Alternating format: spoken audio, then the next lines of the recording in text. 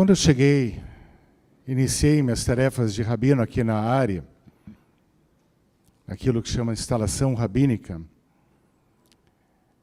houve um rabino que estava presente e, de alguma maneira, liturgicamente, ritualisticamente, comandou essa instalação. Um rabino que já tinha atuado na área, deixando marcas profundas em algumas pessoas. E esse rabino hoje está aqui entre nós, Rabino Clifford Cohen. Com muito prazer, Cliff, vem aqui abimar o púlpito que tantas e inúmeras vezes você ocupou para transmitir, proferir a tua mensagem para todos nós. E obrigado pela presença.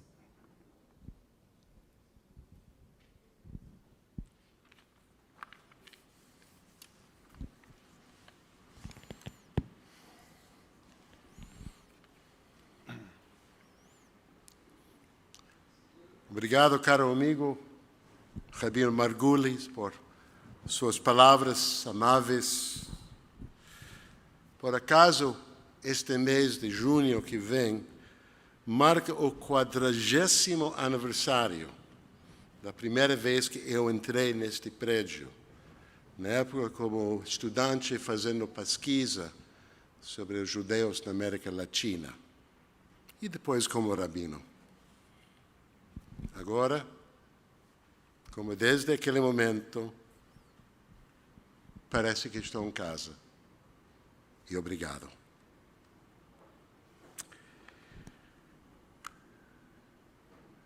Este Shabbat, o mundo está em crise, como sempre. Em nossos dois países, no de vocês e no meu, a violência se abateu mais uma vez, de maneiras que, apesar de tudo que já vimos, continuam a nos chocar. No Rio, a ação na Vila Cruzeiro atordoou os brasileiros. Eu não moro mais aqui, não sou brasileiro. Portanto, o meu direito de opinar é limitado. E, na verdade, não tenho certeza do que eu diria, exceto que quando pessoas inocentes perdem suas vidas simplesmente por estarem no lugar errado, na hora errada, todos nós devemos manifestar pesar. Em meu país, estamos de luto pelas adoráveis crianças da escola em Texas e seus professores, que, posso afirmar com confiança, não foram vítimas de uma tragédia. Foram vítimas de um louco cujas ações foram possibilitadas por um governo que, apesar dos desejos de grande maioria dos cidadãos, inexplicavelmente se recusa a implementar leis significativas sobre armas. Sobre esta matéria, sim, tenho sentimentos muito fortes. Mas estou aqui agora como convidado nesta casa, longe da minha casa. E este não é o assunto no momento. Mas estes dois terríveis acontecimentos devem ser abordados e a questão, portanto, passa a ser como nós, enquanto judeus, na sinagoga, no Shabat, podemos abordá-los. Será que há algo em nossa tradição que pode nos orientar, mesmo em momentos tão difíceis como estes? Esta semana, iniciamos a leitura de um novo livro da Torá, Bamidbar. Nossos ancestrais deixaram o Egito À medida que avançavam em direção à terra prometida, elas foram se preparando para as leis que teriam que observar e para os rituais em que teriam que se engajar ao chegar lá. Esta semana começa a jornada de 40 anos pelo deserto. Uma viagem pode começar de diferentes maneiras. Fazendo as malas, preparando a comida, garantindo um transporte seja confiável. Se você estiver viajando com outros 600 mil, e lembre-se, esses são apenas os homens, faz sentido contar cada um para ter certeza que todos estão presentes. Que é o que acontece no início de Bamidbar. No versículo da abertura, Deus ordena a Moisés: façam um censo de todo o povo de Israel. Façam um censo. Os recenseamentos são importantes. Nos Estados Unidos, pela Constituição, é feito uma cada 10 anos. Os resultados determinam como os recursos do país são alocados e como e quais estados têm mais ou menos representação em Washington. No Brasil, os esforços do Instituto Brasileiro de Geografia e Estatística têm um grande impacto sobre a vida de todos os brasileiros. Portanto, sim, a realização de um censo dos israelitas não foi pouca coisa. Aprendemos, por exemplo, sobre os diferentes números de integrantes de cada tribo, o que provavelmente influenciou na maneira de distribuir as terras quando chegaram a Eretz Israel. A Torá também deixa claro, lembre-se, o censo era dos homens, que era importante saber o número de homens que poderiam se envolver em batalhas, pois haveria a serem enfrentados pois haveria inimigos a serem enfrentados ao longo do caminho. Como será que foi realizado esse censo? Como qualquer outra apuração. 1, 2, 3. Um a um, até que todos os presentes tivessem sido contados. O Midrash compara o censo a um velho, avarento, em sua casa de aferição, contando cuidadosamente e com amor cada moeda de ouro. 1, 2, 3. Isto é um tipo de Midrash, denominado Mashal, uma parábola. O avarento, Deus. As moedas, os israelitas, singulares. Uma bela imagem que adquire um significado especial quando lembramos que pouco tempo antes, nossos ancestrais eram escravos no Egito. Eles tinham sido escravos por 400 anos. Provavelmente eram importantes uns para os outros, para a família, mas para os egípcios, para o faraó, não. Eles eram matéria-prima, uma massa de mão de obra bruta a ser explorada ao máximo, pelo máximo de tempo possível. E era isso que pensavam de si mesmos.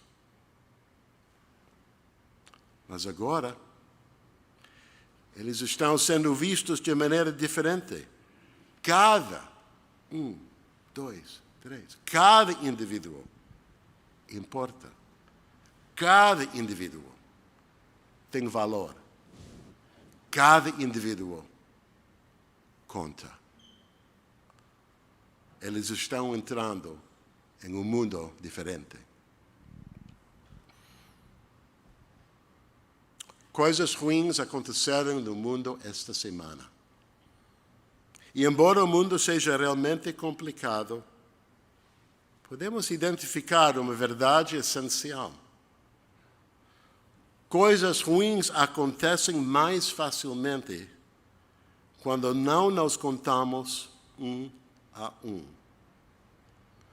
Quando nos enxergamos uns aos outros como menos que seres singulares, como menos que pessoas, como uma indiferenciada massa de existência humana.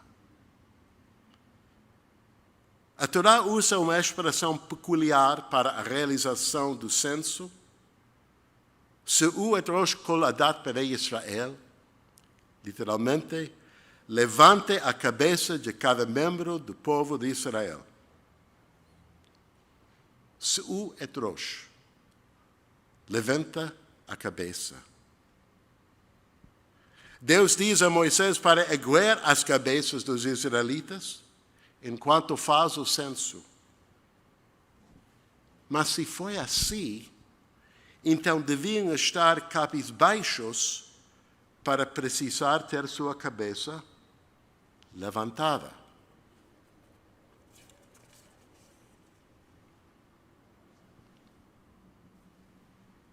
Com a cabeça abaixada, uma pessoa triste, deprimida, assustada. Com a cabeça assim, uma pessoa capaz, segura, confiante. Moisés foi o primeiro recenseador, mas é uma tarefa que pertence a todos nós. Pois na Torá, o ato de contar não é uma mera questão de números.